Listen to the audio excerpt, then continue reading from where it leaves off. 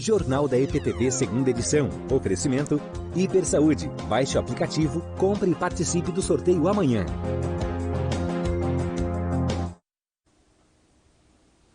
Olá, boa noite. Enterrada uma das vítimas do acidente em Araraquara. Segundo a polícia, o motorista que dirigia o ônibus que matou 2 idosos havia ingerido bebida alcoólica. Lógico que quem ingeriu bebida alcoólica não é para dirigir de forma alguma. Perícia encontra novo cemitério clandestino na fazenda Água Sumida, em Brotas. Algumas carcaças encontradas podem ser de animais jovens. Para os amantes de vinho, Espírito Santo do Pinhal, perto da nossa região, está se destacando nesse tipo de turismo. Agora no EPTV2.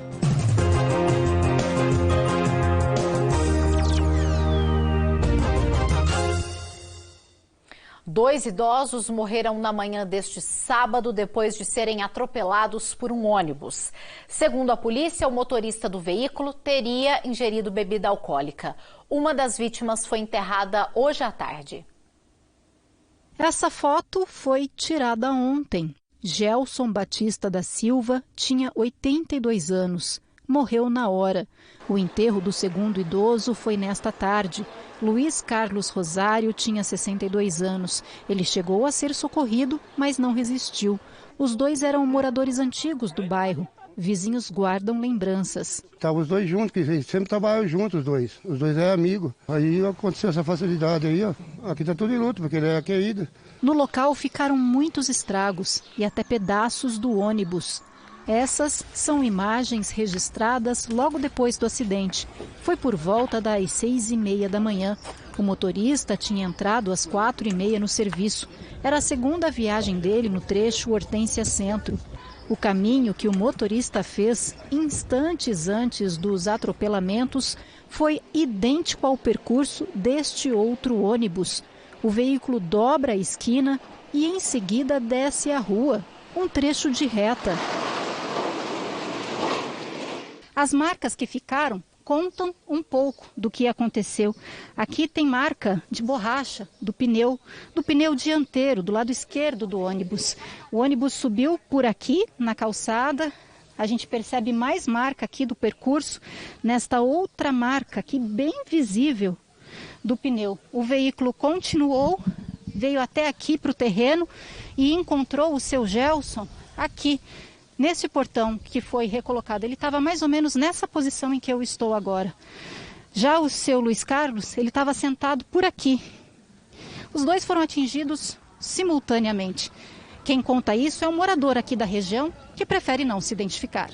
O Gelson e o Taliba estavam desse lado da rua aqui conversando. Nisso o ônibus que vinha, o ônibus da Paraty, veio de lá pra cá, acelerou tudo e veio direto, pegou os dois, deixou o Gelson, ficou preso contra o pilar de concreto que jogou ele longe.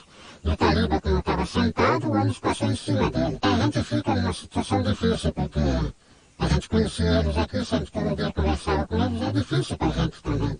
Logo cedo, 6h30 da manhã, uma tragédia dessa. O advogado de defesa do motorista diz que se trata de uma fatalidade. Ele alega que bebeu, mas não foi uma quantidade exagerada, né? Ele alega que tomou, acho que uma latinha de cerveja e tinha o trabalho logo de madrugada, né? Então, na concepção dele, a cerveja que ele bebeu não ia influenciar aí no seu estado, na condição de motorista da Paraty, né? Então, ele entende, como a defesa também entende, que foi uma fatalidade. A princípio, o motorista teria alegado problemas na barra de direção.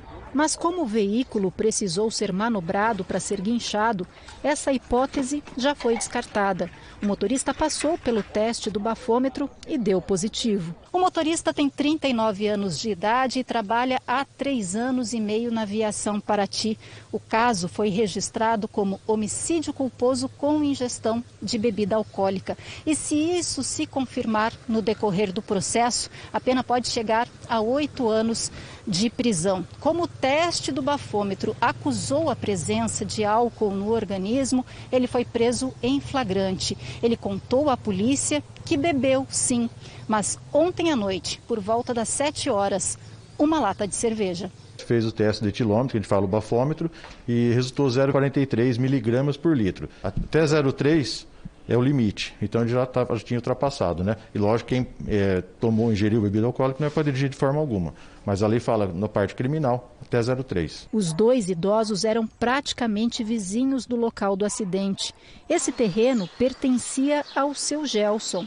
Ele mantinha aqui uma pequena criação de galinhas caipiras. O acidente aconteceu justamente quando ele foi dar ração para as aves. A polícia está investigando o caso e entre as testemunhas ainda deve ouvir pelo menos 2 passageiras que estavam no veículo. Serão ouvidos e depois, se houver mais vítimas, passageiros, podem ser apresentados depois na delegacia. O motorista foi levado para a cadeia de Santa Ernestina. Em nota, a Aviação Paraty disse que está prestando auxílio às famílias das vítimas.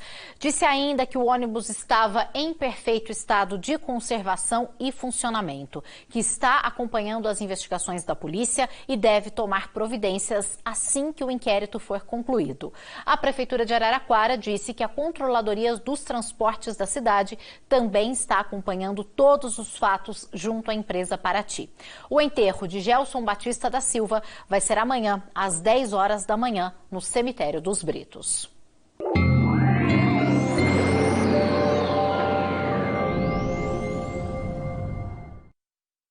A Luara Galacho conta agora pra gente se vem chuva neste domingo ou se vamos ter um dia de tempo firme aqui na região. Boa noite, Luara. Oi, boa noite. Amanhã tem sol e chuva na nossa região. A massa de ar seco perde força e novas instabilidades avançam. Por isso, pode chover ao longo do dia, principalmente durante a tarde. Ainda esquenta, a expectativa por enquanto é de pancadas isoladas pegando um bairro ou outro. Já temos então aqui 4 cidades: Araras, Conchal, Leme e Santa Lúcia, com mínimas de 19 e 20 graus e máximas lá em cima, 33 e 34 graus. O acumulado previsto é de 8 milímetros. Em São Carlos, o domingo começa com 20 graus e depois a temperatura sobe bem, vai para 34, 8 milímetros de chuva. E essa chuva pode até cair forte em alguns momentos, justamente por causa dessa sensação de dia abafado. Na segunda e na terça-feira vem mais água. Um sistema de baixa pressão intensifica a chuva. Mesmo cenário para Araraquara. Tempo instável de amanhã até terça-feira, com a chuva ganhando força nos próximos dias. E refresca dos 35 graus de amanhã para 27 graus na terça. Dá uma bela aliviada. A gente atualiza tudo para você na segunda. Até! Valeu, Luara. Aproveitar um pouquinho do sol, então, no domingo, porque, como a gente viu, a partir de segunda-feira tem mudança no tempo, esse calorão vai embora e vem a chuva. E ó, amanhã tem a primeira fase do vestibular da FUVEST. São mais de 110 mil inscritos. Em São Carlos, são 3 locais de prova. Também tem local de prova em Pirassununga, aqui na nossa região. A FUVEST, gente, é o vestibular mais concorrido do Brasil e o curso de medicina da USP de Ribeirão Preto, um dos mais disputados. São mais de 100 candidatos por uma vaga. A prova começa às 1h da tarde, mas a partir do meio-dia os estudantes já podem entrar nas salas. Boa sorte, então, para todos que vão encarar a FUVEST amanhã. Notícia agora para o nosso bolso. O Procon de Araraquara fez um levantamento de preços em 5 supermercados. Milton Filho, da CBN, conta o que eles encontraram. Esse levantamento feito pelo Procon se refere àqueles produtos que são tradicionais nessa época do ano. São mais comuns nas ceias de Natal, como panetone, chocotone, aves, carnes e alguns doces.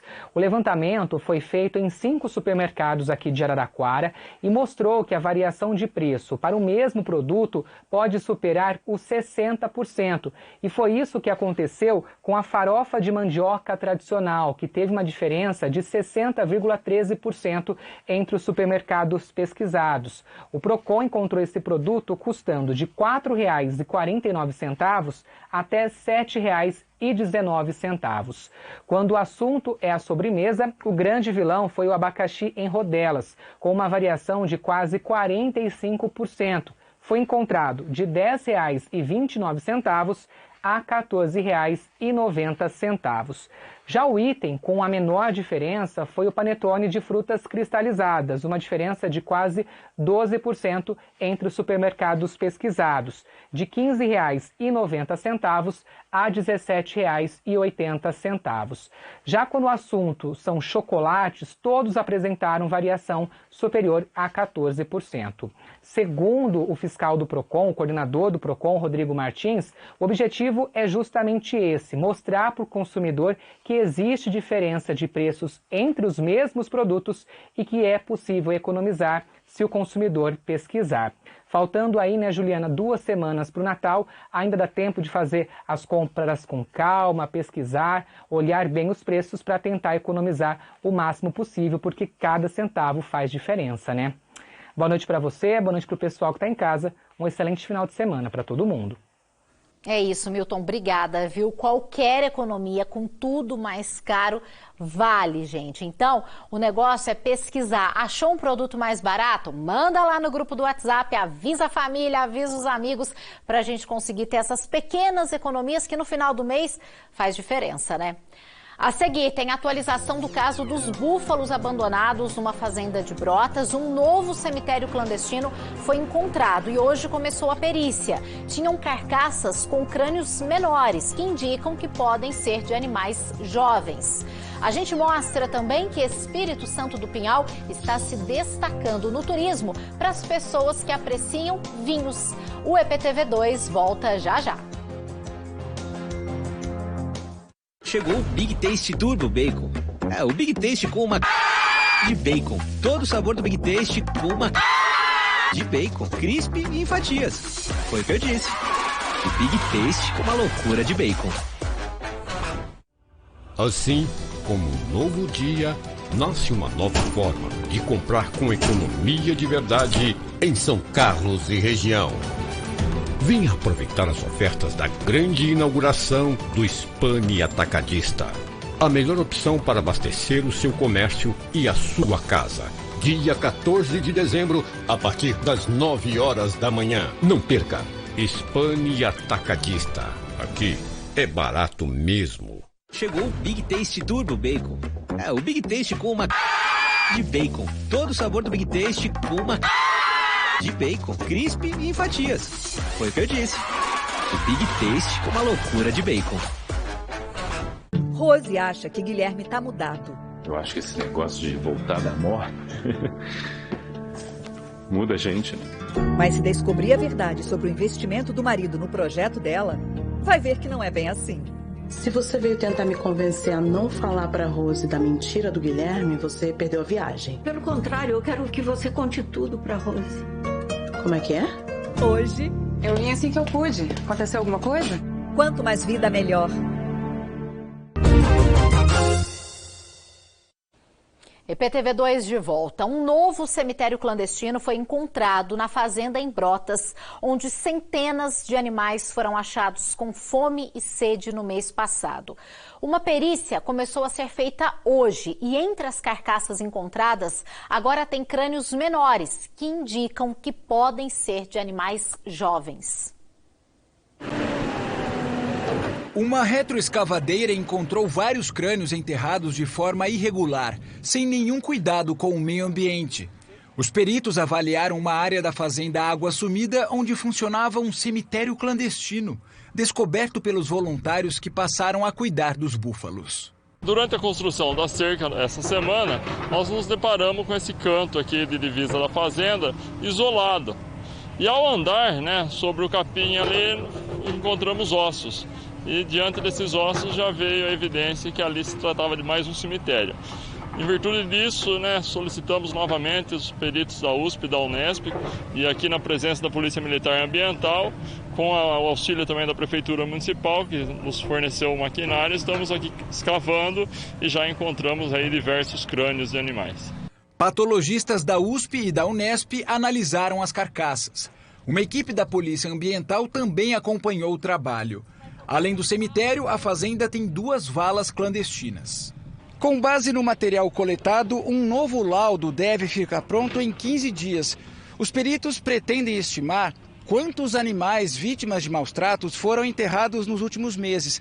Também querem saber a idade do rebanho, já que o dono da fazenda alegou que os búfalos morreram não de fome ou de sede, e sim porque estavam velhos. Nós estamos analisando o crânio de animais enterrados, os crânios, e encontrando animais com crânios grandes, com características de animais adultos, como esse aqui, e crânios menores de animais jovens, como esse. Nós vamos analisar a dentição para ter uma ideia da idade desses animais, porque pela arcada dentária nós conseguimos estimar a idade aproximada dos animais. Mas já dá para saber que tem animal que morreu aqui e que era jovem. Sim, já dá para saber isso pelo tamanho do crânio e pelas características dentárias dos animais. Morreram de fome e sede. Isso é difícil afirmar, né? Devido ao histórico, a gente imagina que seja isso. Nós estamos fazendo outros exames de animais que vieram a óbito na USP e na Unesp para tentar averiguar o que aconteceu. Outra dúvida é se teve animal que foi enterrado vivo. Nós exumamos 2 búfalas, né, que são frescas, vamos dizer assim, com os cadáveres delas. Então essas 2 ainda estão em processo de análise e faltam alguns exames para a gente conseguir afirmar se foram ou não enterradas vivas. Por enquanto, a gente ainda não tem essa confirmação. Na quinta-feira, a polícia de Brotas pediu a prisão preventiva de Luiz Augusto Pinheiro de Souza, o dono da fazenda, e aguarda uma decisão do Ministério Público e da Justiça. No mês passado, o fazendeiro chegou a ser preso, mas pagou fiança e responde em liberdade. Isso depois de uma denúncia que levou a Polícia Ambiental a encontrar carcaças enterradas e centenas de animais com fome e sede. Ele já foi multado em mais de 4 milhões de reais. O laudo preliminar divulgado nesta semana confirmou que os animais foram vítimas de maus tratos e que de tanta fome e sede chegaram a comer casca de árvore. O documento recomenda a abertura de inquérito para apurar crime contra a saúde pública, já que a fazenda não tinha condições sanitárias para manter produção de leite e queijo de búfala. Nós esperamos que a justiça seja feita. Que os animais fiquem bem. Os animais, a gente vai continuar dando toda a assistência necessária para eles estar cada dia melhor. Até agora, foram encontradas as carcaças de 36 búfalos, de 4 cavalos e de um cachorro. O trabalho da perícia continua amanhã. Os advogados do dono da fazenda disseram que a defesa está ciente apenas dos documentos que estão no processo e que não sabiam desse novo cemitério encontrado. Disseram ainda que já foi encaminhada a petição contra o pedido de prisão do fazendeiro, mas que ainda não foi analisada pela promotoria.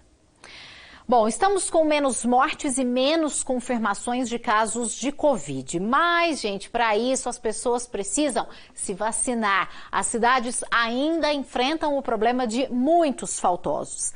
Para você se programar, a Maiara Luna da CBN São Carlos traz agora para a gente o esquema para a semana que vem de vacinação aqui na cidade. Durante toda a próxima semana, as pessoas podem procurar a UBS do Cidade Iraci, das 7h30 da manhã até as 4 da tarde. Também a FESC, que fica na Vila Neri, lá no sistema Drive-Thru. E também tem a Fundação Pro Memória, o horário é das 8 da manhã até as 4 da tarde. Também tem o ginásio Milton Olaio Filho, que sempre funciona das 7h30 da manhã até as 6h30 da noite.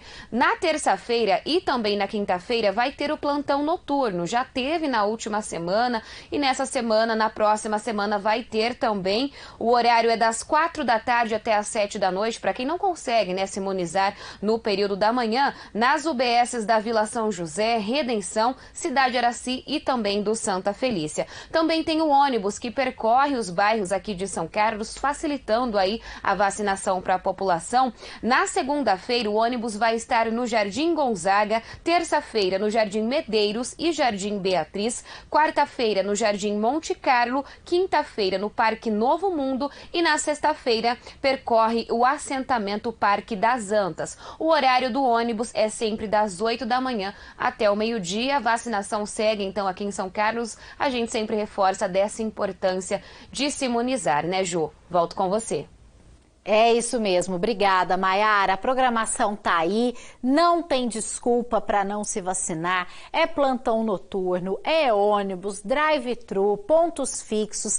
É só você se organizar que dá para tomar a vacina e completar esse esquema para você ficar protegido contra a Covid, e não só você, né? Mas todas as pessoas do seu convívio. Araraquara registrou hoje mais uma morte por causa da Covid e também foram confirmados 13 novos infectados. Com isso, até agora, a cidade soma 31.456 casos da doença, incluindo 602 mortes. Mudando de assunto agora, vamos falar de Espírito Santo do Pinhal, na região de Campinas, mas muito pertinho aqui das nossas cidades. Ela está se destacando no turismo para as pessoas que apreciam bons vinhos. É que o número de vinícolas não para de crescer lá na cidade.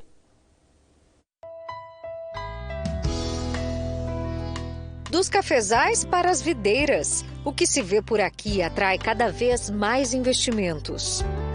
Tem uma terra fértil, tem um lugar lindo, maravilhoso, e trazer as pessoas é a melhor coisa que tem, a gente apresentar Espírito Santo do Pinhal. A ideia do Jason é oferecer uma nova experiência para o turista, com direito à videira com o próprio nome e à hospedagem. Como a gente tinha o prédio aqui já antigo, né, que a gente utilizava para ordenhar os gados, resolvi também unir o útil ao agradável e fazer uma pousada e um wine bar.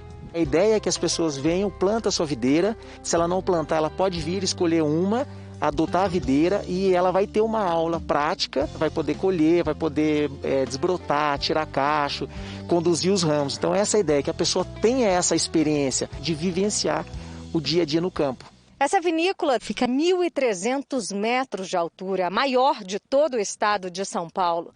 A posição geográfica, a amplitude térmica e a seca durante o período da safra favorecem e muito a produção de vinhos de alta qualidade. São os 3 pilares para você conseguir uma uva de excepcional qualidade para fazer vinhos incríveis assim.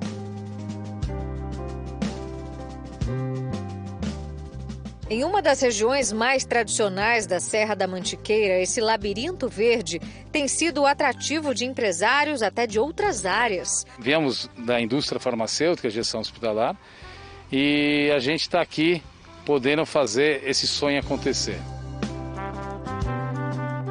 O planejamento do projeto começou há 1 ano e as mudas foram plantadas em setembro, todas protegidas por tubos de PVC.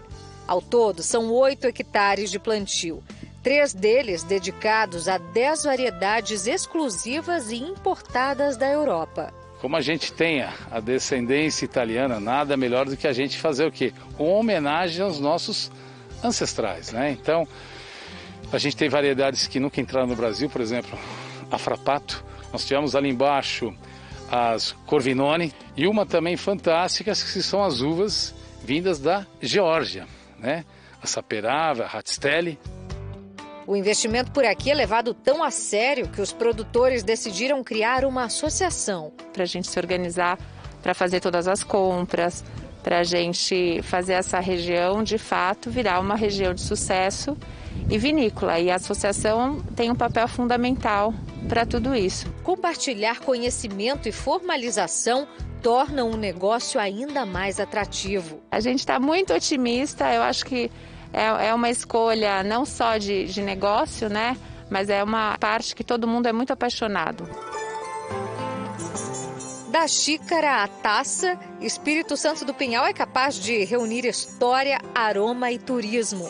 Hoje já são 30 novos investidores que fazem parte do projeto de enoturismo da cidade. Nós temos 5 rotas, todas elas com vinícolas nas rotas. Ainda é um começo disso tudo, as pessoas estão plantando ainda.